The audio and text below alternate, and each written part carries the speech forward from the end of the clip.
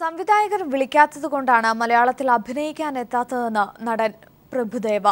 തന്റെ ജീവിതത്തിലെ ഏറ്റവും മികച്ച വേഷമാണ് ഡെവിളിലെ ഇരട്ട കഥാപാത്രമെന്ന് നടി തമന്നയും പ്രതികരിച്ചു. ഡെവിളിന്റെ പ്രചരണാർത്ഥം കൊച്ചിയിലെത്തിയതായിരുന്നു ഇരുവരും. പ്രഭുദേവയെയും തമന്നയെയും പ്രധാന കഥാപാത്രങ്ങളാക്കി എ.എൽ. വിജയ് സംവിധാനം ചെയ്യുന്ന ചിത്രമാണ് ഡെവിൾ. പ്രണയത്തിനും ഹാസ്യത്തിനും പ്രാധാന്യം നൽകുന്ന ചിത്രത്തിൽ പ്രഭുദേവയുടെ നൃത്തച്ചുവടുകൾ തന്നെയാണ് ആകർഷണം.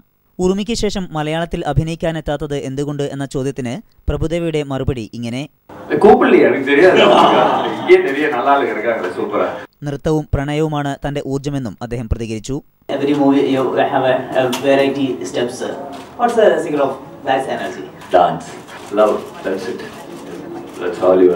പ്രഭുദേവയുടെ പിന്തുണ ഡെവിളിലെ ഇരട്ട കഥാപാത്രങ്ങളെ നന്നായി അവതരിപ്പിക്കാൻ സഹായകമായെന്ന് തമന്ന പറഞ്ഞു.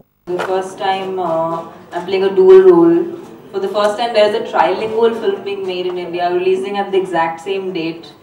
Now also releasing in Malayalam. When he was choreographing me, he was the guru and I was the student. Yeah. And it was the most amazing experience for me, learning from somebody who's considered the god of dance. ഈ മാസം 7-ന് തിയേറ്ററുകളിലെത്തുന്ന devil 4 ഭാഷകളിലാണ് ചിത്രീകരിച്ചിരിക്കുന്നത്. News bureau, Kochi.